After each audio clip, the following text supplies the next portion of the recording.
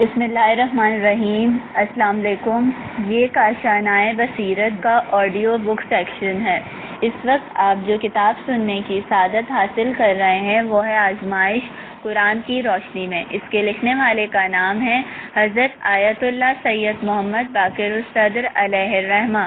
اس کا چوتھا پارٹ ملاحظہ فرمائیے۔ محمد ابن ابی عمیر کی آزمائش۔ ہم جو اس وقت پسپائی کا شکار ہو رہے ہیں تو ہمیں یہ سوچنا چاہیے اور غور کرنا چاہیے کہ ہمارے اسلاف نے ایسی عظیم قربانیاں پیش کی ہیں جن میں محمد بن ابی عمیر کی داستان ہمارے معاشرے میں مشہور اور معروف ہے۔ یہ وہ بزرگ ہیں جنہوں نے عظیم قربانی دی اور ثبات قدم کا عظیم مظاہرہ کیا۔ نہ صرف یہ کہ انہوں نے نفسانی خوف پر غلبہ حاصل کیا بلکہ اس زمانے کے سب سے بڑے حکمران کی طرف سے ان پر جو بے پناہ مظالم ہوئے انہیں بھی نہایت خندہ پیشانی سے قبول کیا۔ چونکہ یہ اس زمانے کے مشہور ترین شیعہ علماء اور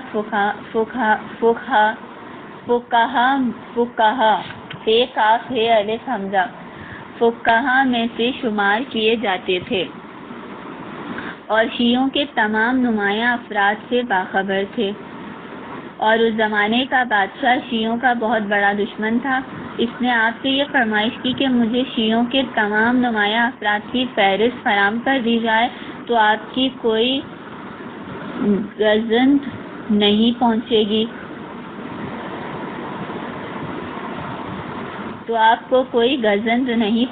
گا۔ آپ نے بادشاہ کی اس پیشکش کو قبول کرنے سے صاف انکار کر دیا، جس پر بادشاہ کی طرف سے پھر مطالبہ ہوا، اور جب اس نے بہت زیادہ اصرار کیا تو آپ نے فرمایا میں شیعوں میں سے صرف محمد بن ابی عمیر ہی کو پہچانتا ہوں۔ بادشاہ کی طرف سے آپ کو جلادوں کے سامنے پیش کر دیا گیا۔ انہوں نے پھر یہی سوال کیا کہ اور کس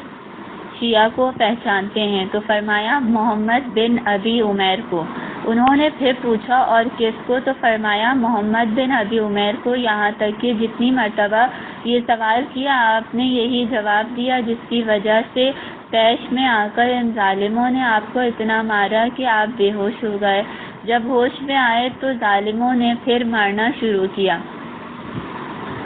محمد بن ابی عمیر کہتے ہیں جب مجھ پر بے پناہ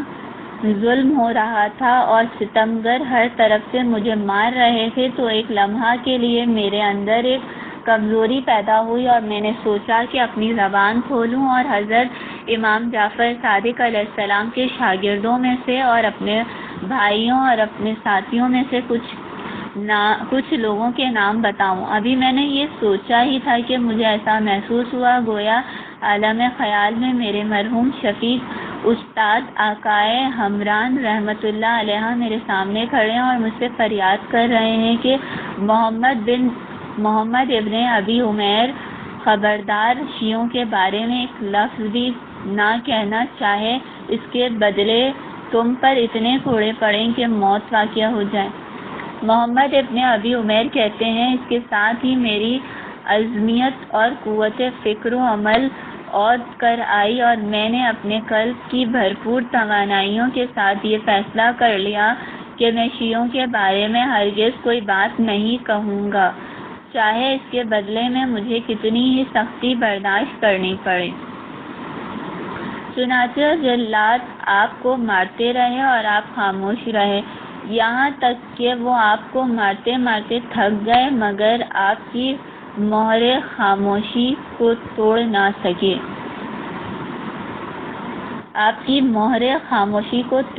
سکے۔ جب آپ کا جسم تقریباً بے جان ہو گیا تو آپ کو اٹھا کر آپ کے گھر پہنچا دیا گیا اور پھر آپ کا تمام مال و اسباب حکومت نے ضبط کر لیا۔ چونکہ آپ عالم دین ہونے کے ساتھ ساتھ بہت بڑے تاجر بھی تھے، اس لیے آپ کے پاس بہت زیادہ مال و اسباب تھا۔ حکومت وقت نے آپ کی ساری دولت ضبط کر لی اور بے جنبش قلم آپ کو ایسا فقیر بنا دیا جو ایک ایک پیسے سے محروم ہو چکا تھا۔ لیکن آپ نے ان مصائب و آلام پر اف بھی نہ کی اور گھر کے ایک گوشے میں بیٹھ کر احادیث معصومین اور روایات ائمہ طاہرین کی تالیف و تدوین میں مصروف ہو گئے۔ ظالموں نے آپ کے گھر کو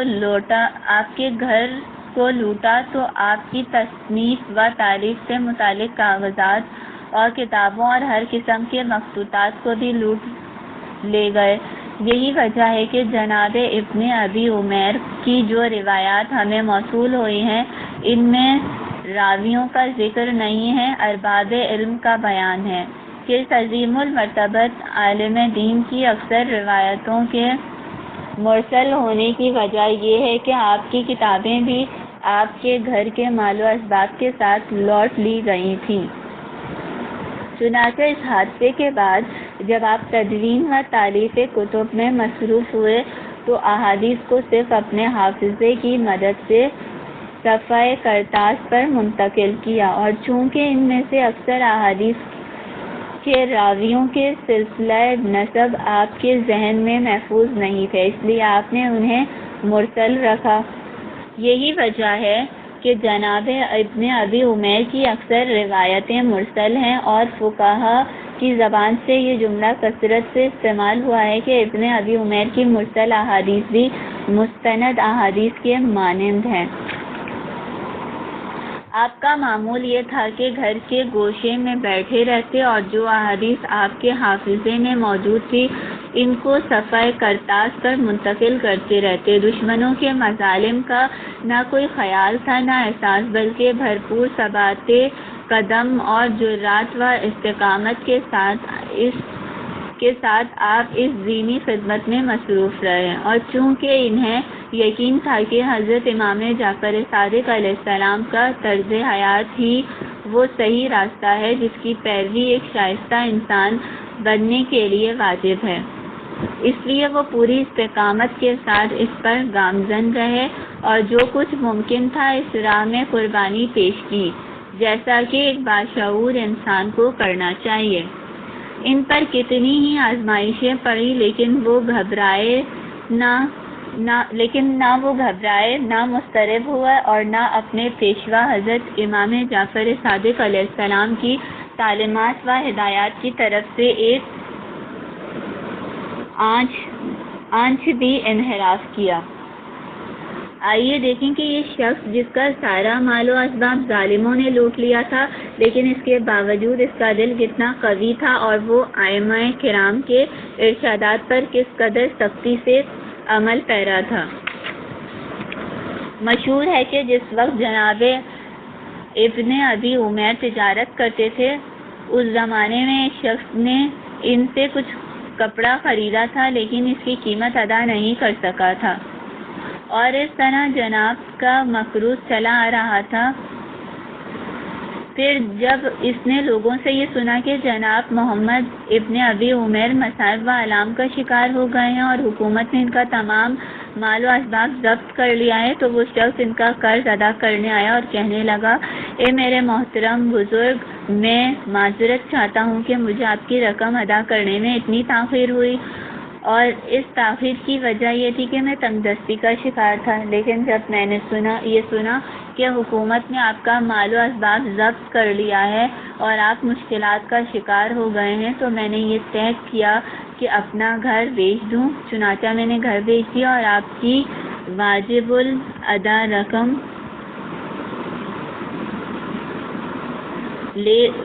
الادا رقم لے کر اپنے قرض کی ادائیگی کے لیے حاضر ہوا ہوں تاکہ آپ اپنی رقم لے لیں اور اس سے اپنا کلام چلائیں۔ آپ جانتے ہیں کہ اس مرد بزرگ نے جو خود بھی ایک بلند مرتبہ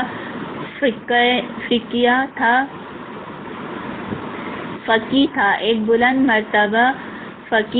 اور امام جعفر صادق علیہ السلام کے مدرسے کا عظیم شاگرد تھا، کیا کہا جب اس قرض دار نے اپنے قرض کی ادائیگی کے لیے اپنا گھر بیچا اور اس کی رقم لے کر جناب ابن ابی عمیر کے پاس آیا جن کے تمام مال و اسباب کو حکومت نے ضبط کر لیا تھا اور یہ محتاج ہو چکے تھے، اور وہ شخص بھی انہی کے اس مال کو لے کر آیا تھا جو اس کے ذمہ بطور قرض باقی تھا، لیکن اس شریف النفس انسان اور ائمہ معصومین کی درسگاہ کے پروردہ فقیہ اور عالم دین نے فرمایا، میں نے اپنے آقا اور مولا امام جعفر صادق علیہ السلام کا یہ فرمان سنا ہے کہ قرض کی ادائیگی کے لیے رہائشی مکان نہیں بیچا جائے گا۔ اے شخص تو اپنا یہ مال واپس لے جا، میری فکر نہ کر، اس لیے کہ اللہ بہترین رزق فراہم کرنے والا ہے۔ غور کیجیے کہ جناب ابن ابی عمیر انتہائی سخت اور پریشان کن حالات میں مبتلا تھے، لیکن اس کے باوجود انہوں نے یہ پسند نہ کیا کہ ایک آنچ بھی ان تعلیمات اور اخلاقی ہدایات سے ہٹیں جو ان تک حضرت امام جعفر صادق علیہ السلام کی طرف سے پہنچی تھی۔ وہ جانتے تھے کہ امام جعفر صادق علیہ السلام کا یہ جو فرمان ہے قرض کی ادائیگی کے لیے رہائشی مکان نہیں بیچا جائے گا، اس کا مطلب یہ ہے قرض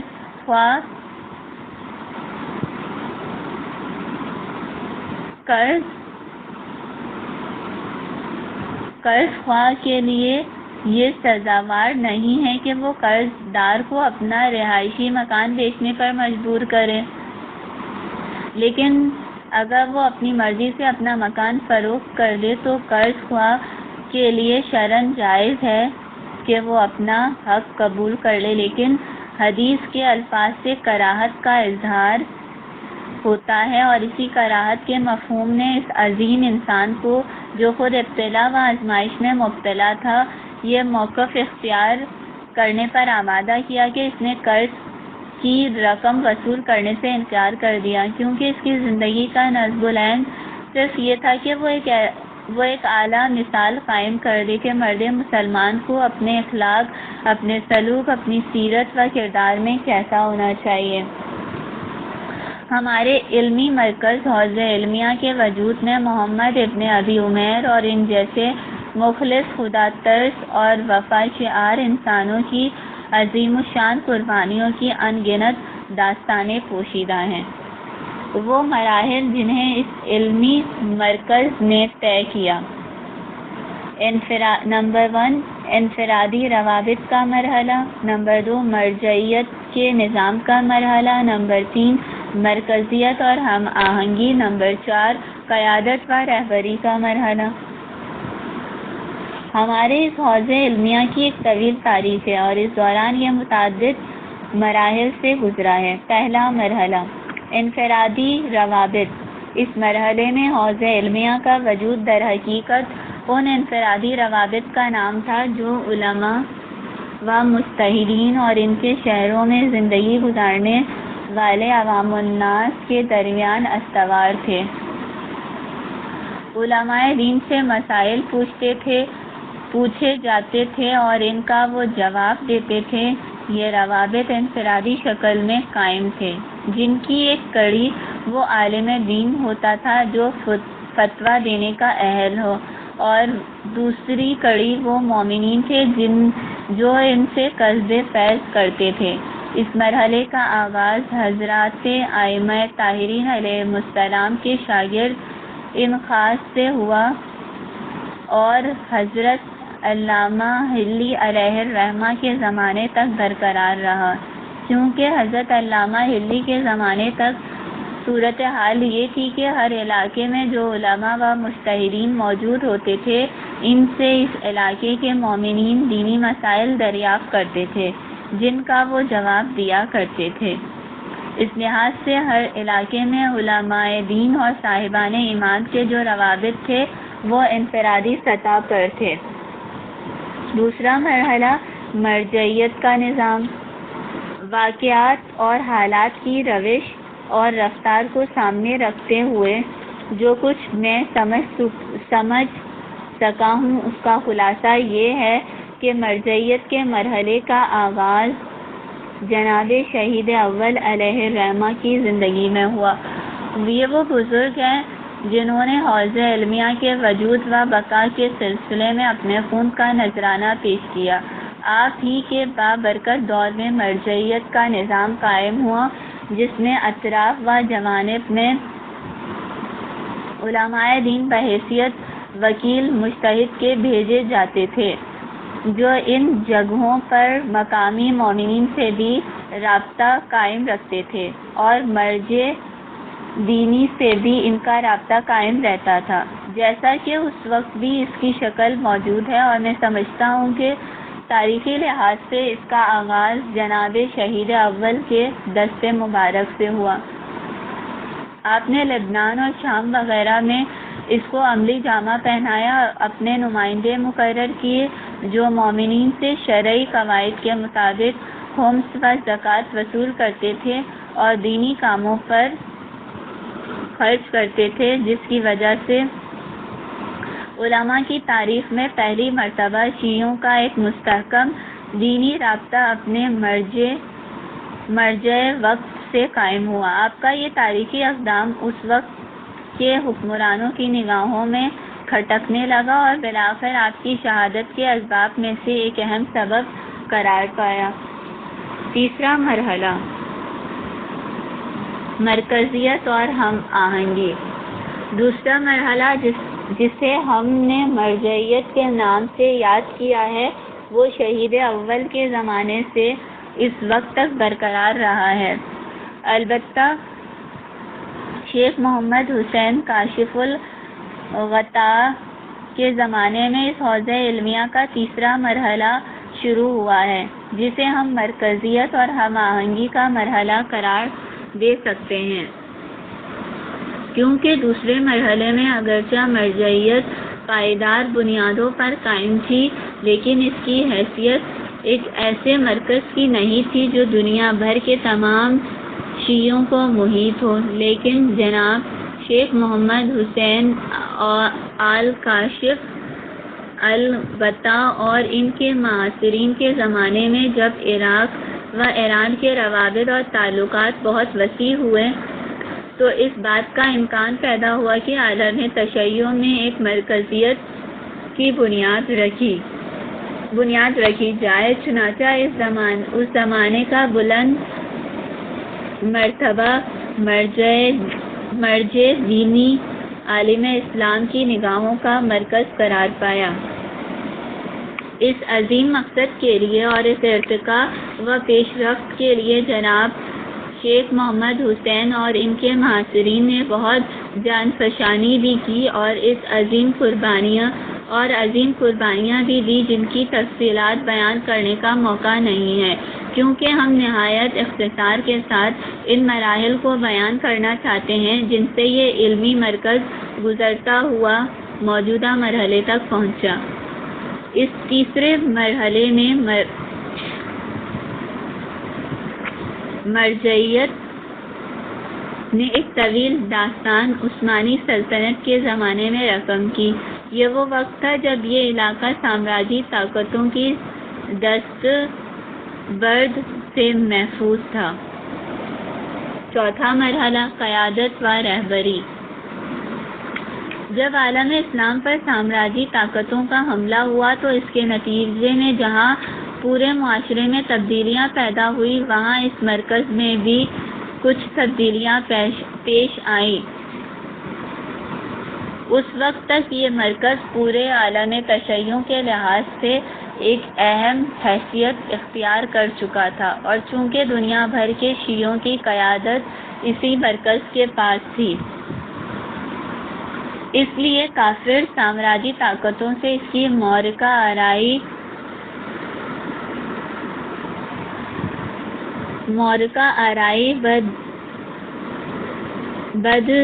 بد یہی تھی۔ چنانچہ اس مرکز نے ان طاقتوں کے مقابلے میں مسلمانوں کے مفادات کی نگرانی کی اور ان کی طرف سے دفاع کیا، جس کی وجہ سے اس کی مرکزیت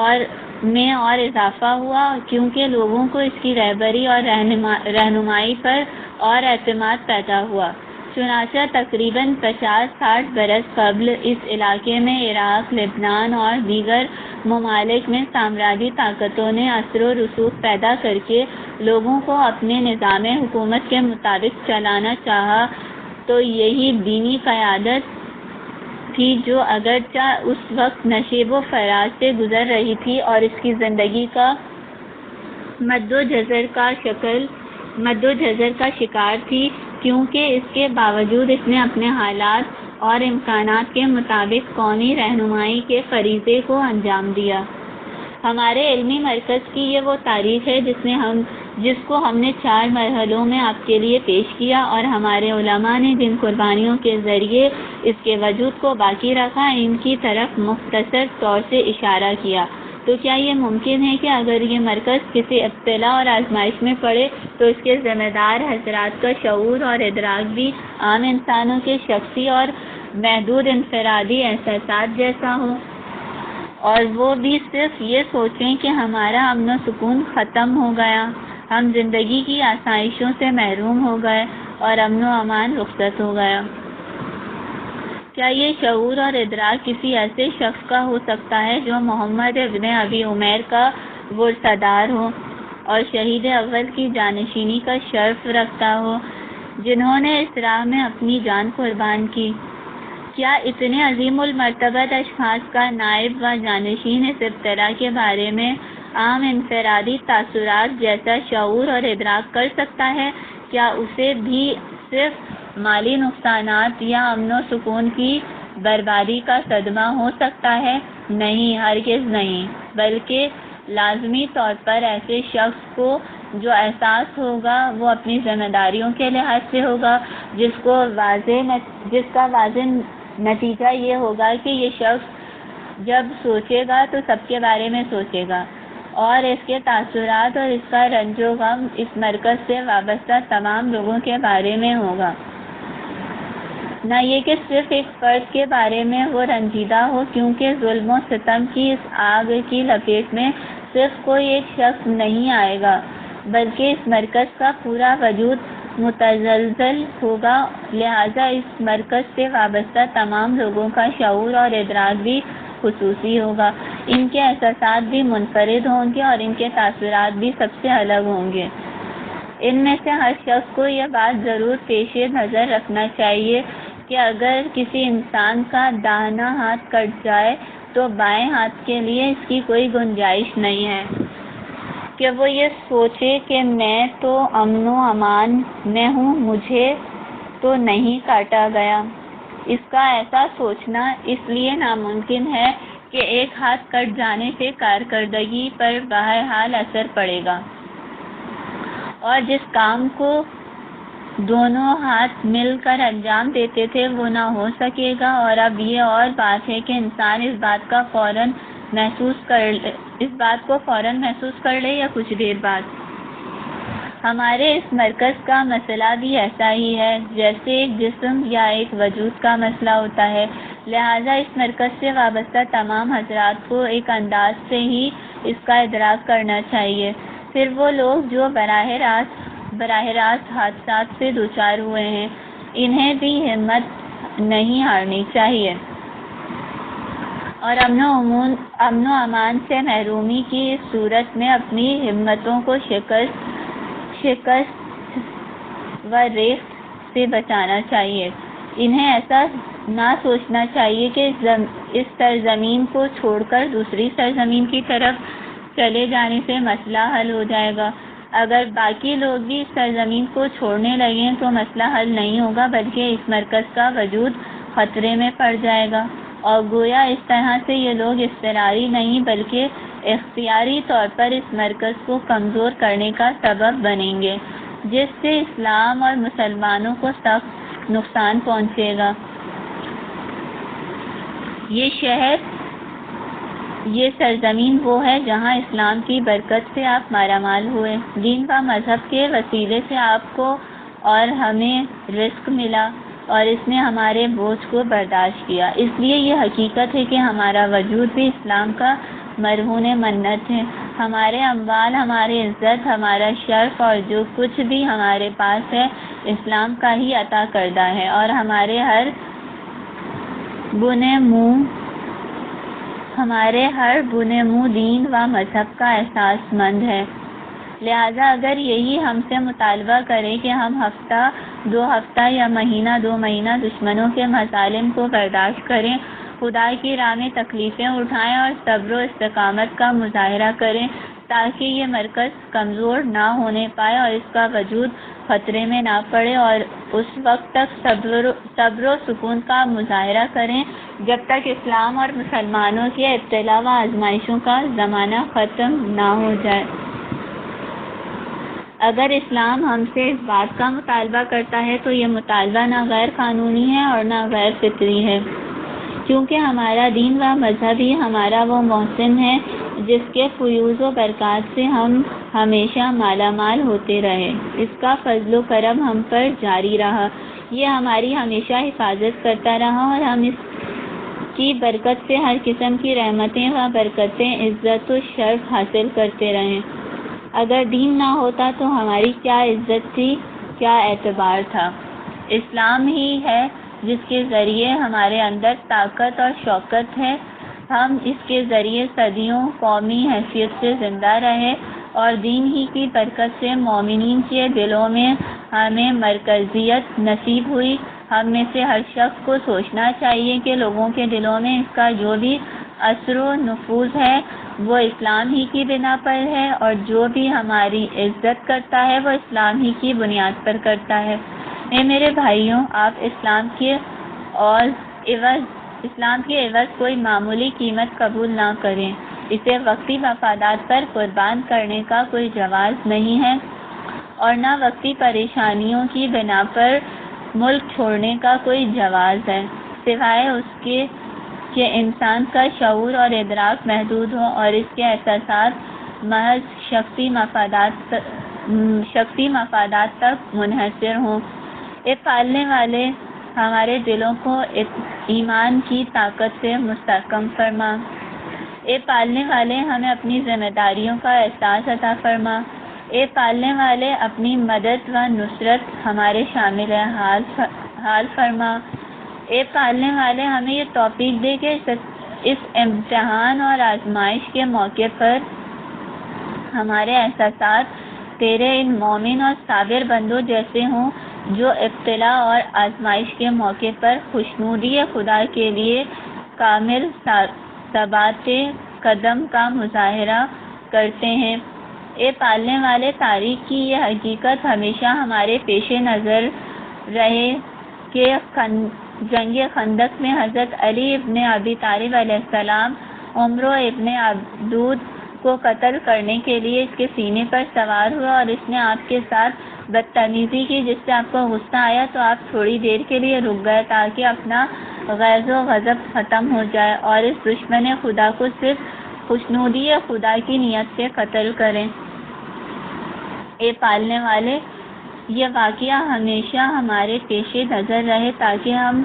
ذاتی رنج و علم کو پیش نظر رکھنے کے بجائے اللہ کی رضا کے طلبگار رہیں،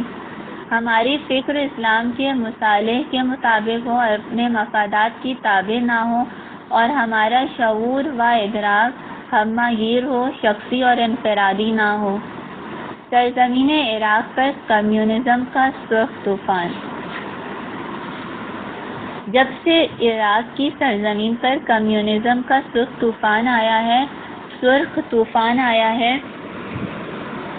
میں نے ہزاروں مرتبہ اس کے بارے میں اپنے نفس سے سوال کیا کہ میں جو اس طوفان سے انتہائی رنجیدہ ہوں، اس کا سبب یہی تو ہے کہ عراق کے لوگوں کے کمیونسٹ بن جانے کا خطرہ ہے۔ لیکن سوال یہ ہے کہ اگر عراق کے بجائے یہ خطرہ ایران میں پیدا ہو جاتا یا عراق و ایران کے بجائے پاکستان اس خطرے سے دوچار